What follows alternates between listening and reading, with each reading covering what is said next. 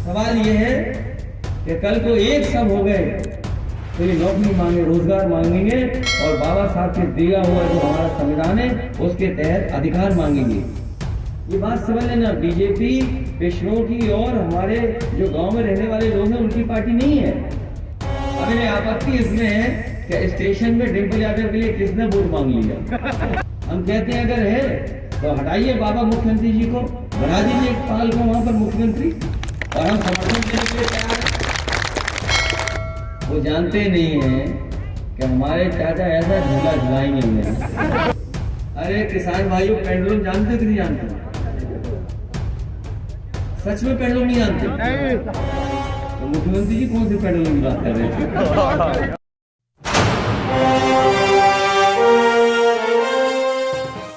मैं आपको भरोसा दिलाता हूं कि हम समाजवादी पार्टी के लोग एक बार जिसको जोड़ लेते हैं उसे कभी जाने नहीं देते।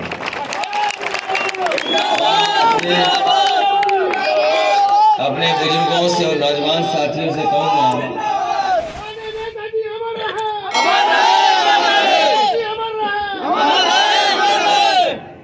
मैं अपने तमाम साथियों से कहूंगा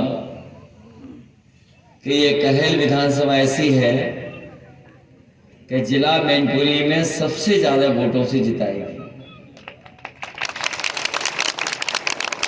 और ये बात तो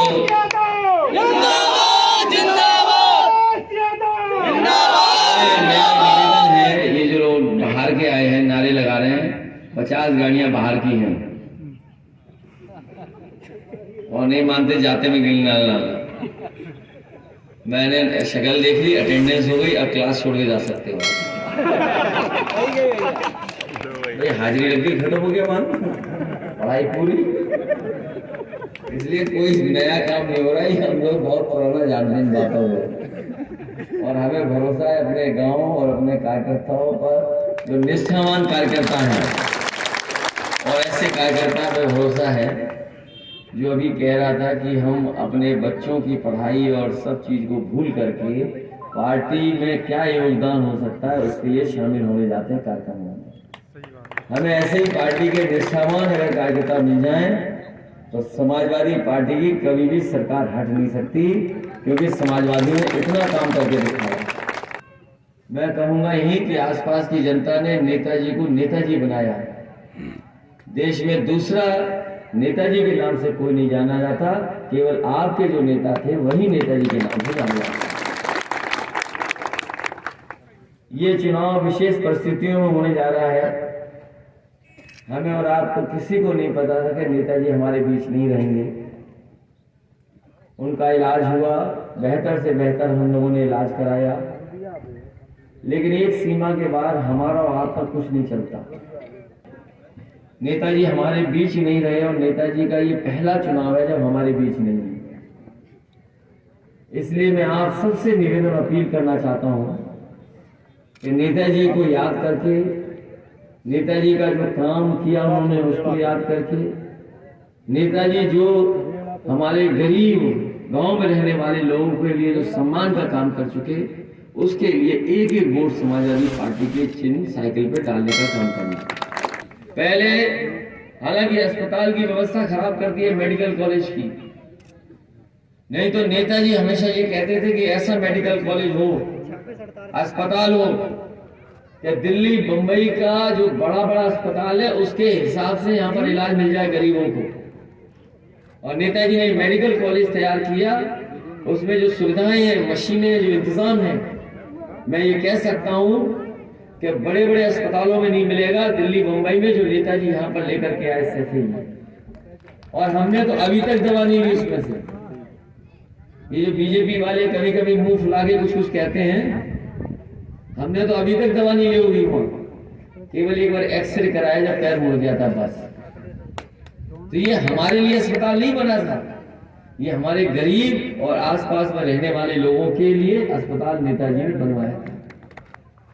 समाजवादियों ने जो शुरू की एम्बुलेंस, वो तक ये सरकार नहीं चला पा रही। पहले याद होगा समाजवादी सरकार में फोन मिलाने के बाद जल्दी एम्बुलेंस आती थी।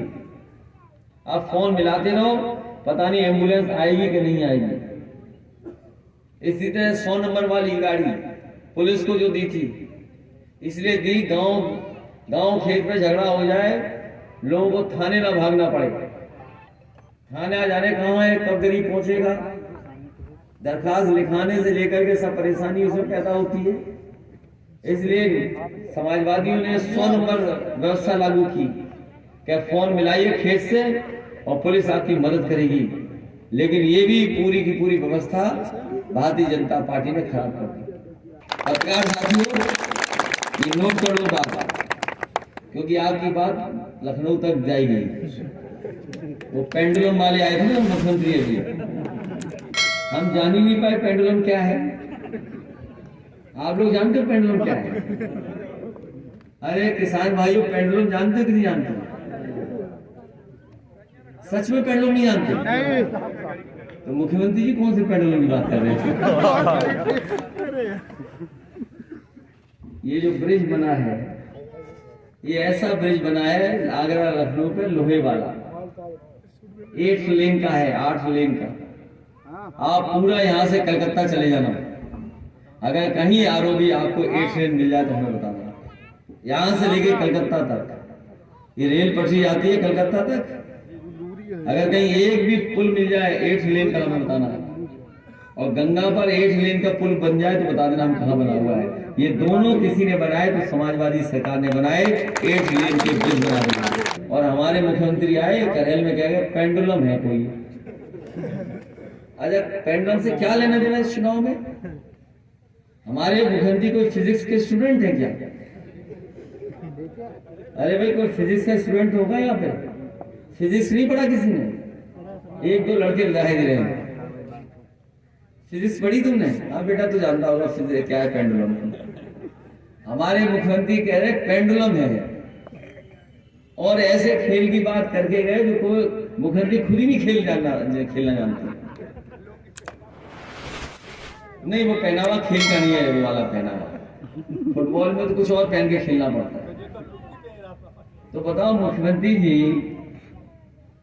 हमारे चाचा को ये कह के गए कि पेंडुलम की तरह हैं और फुटबॉल की तरह इधर उधर हैं। वो जानते नहीं हैं कि हमारे चाचा ऐसा झूला झुलाएंगे उन्हें। क्योंकि सबसे अच्छा उदाहरण पेंडुलम का, अगर कोई पेंडुलम न जाने तो वो झूला ही है। और आपको पता होगा गांव देहात के लोगों को कभी कभी नए बच्चों को झूले पे बैठा लेता है पुराना आदमी, जब झुलाता है तो कैसे बच्चा रोता है। तो नेताजी तो थे ही पुराने राजनीति में, लेकिन चाचा भी हमारे राजनीति में पुराने खिलाड़ी हैं, ये मान लो। ऐसा झूला झुलाएंगे कि उन्हें समझ में नहीं आएगा। अब बताओ खिसियाने वाला क्या करता है? गुस्सा किसको आती है? जो हारता है। जो हारता है या खिसिया जाता है? कहीं नहीं आए मुख्यमंत्री जी, कहे लाए बताइए। और वो भी जबरदस्ती लिया कौन कार्यक्रम हमारा कैंसिल करके कार्यक्रम किया, जानते होंगे मुकुल नहीं कार्यक्रम हमारा था, और हमारा ये बैठे थे सामने, कार्यक्रम कैंसिल किया हमारा, बताइए। बोला करहेल जरूर जाना है। अरे भाई, करहेल क्यों जाना है आपको? उन्हें पता है करहेल के बारे में कि करहेल में रिजल्ट क्या आने वाला है। जो दिल्ली का मंत्री हो और एमपी हो, वो क्यों लड़ रहा था? वो इसलिए लड़ रहा था कि पाल लोग हमसे खिलाफ हो गए, पिछड़े हमसे खिलाफ हो गए। ये बात समझ लेना, बीजेपी पिछड़ों की और हमारे जो गांव में रहने वाले लोग हैं उनकी पार्टी नहीं है। कभी हमारे आपके बारे में नहीं सोच सकती। हम कहते हैं अगर है तो हटाइए बाबा मुख्यमंत्री जी को, बना दीजिए एक पाल को वहां पर मुख्यमंत्री, और हम समर्थन देने के लिए तैयार हैं। हम अपने 100 विधायक उन्हें समर्थन देने को तैयार हैं। हमने मौर्य जी के लिए कहा था कि नहीं कहा था? ये जो ज्यादा बोलते हैं, इनकी पूरी जिंदगी इसी में कि चमचागिरी करो केवल। हमने कहा कि अगर मुख्यमंत्री बनना चाहते हो तो ले आओ 100 विधायक, और 100 विधायक हमारे ले लो, बना लो सरकार अपनी। हम तो अभी भी कहते हैं क्या लीजिए, आप क्यों नहीं लेते हो? सवाल वो नहीं है, सवाल ये कि पिछड़ों की ताकत एक जगह ना हो जाए। सवाल यह है कि कल को एक सब हो गए तो ये नौकरी मांगे, रोजगार मांगेंगे और बाबा साहब के दिया हुआ जो हमारा संविधान है उसके तहत अधिकार मांगेंगे।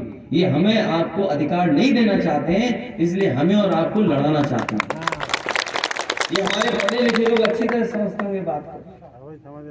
ये जो पढ़े लिखे हैं लोग हैं, बताओ जब सरकारी नौकरियां खत्म हो जाएंगी तो हमें आपको नौकरी कौन देगा?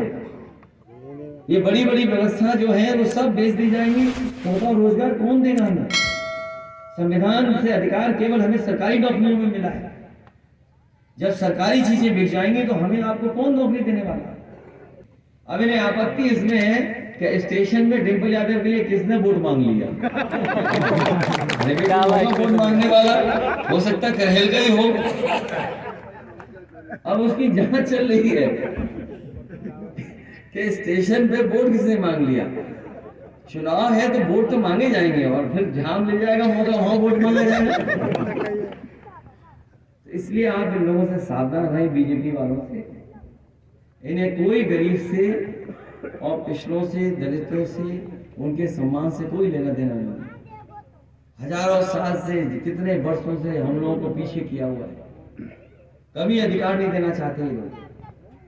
और ये हमारे जो मुख्यमंत्री जी परिवारवाद की बात करते हैं, अगर इनके मामा का वो स्थान ना होता तो ये भी उत्तराखंड से आकर के मुख्यमंत्री उत्तर प्रदेश के नहीं बन सकते। इन्हें काम करना चाहिए।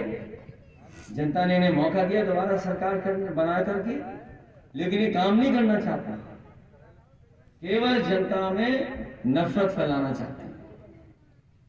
इतनी नफरत फैल जाए कि एक दूसरे को कोई देख न सके। इसलिए आज जब हम लोग वोट मांगने आए हैं तो नेताजी को याद करके और नेताजी की जो राजनीति थी जोड़ करके चलने की, भाईचारे की और सौहार्द की राजनीति, उसके लिए हमारी मदद करने का काम करते हैं।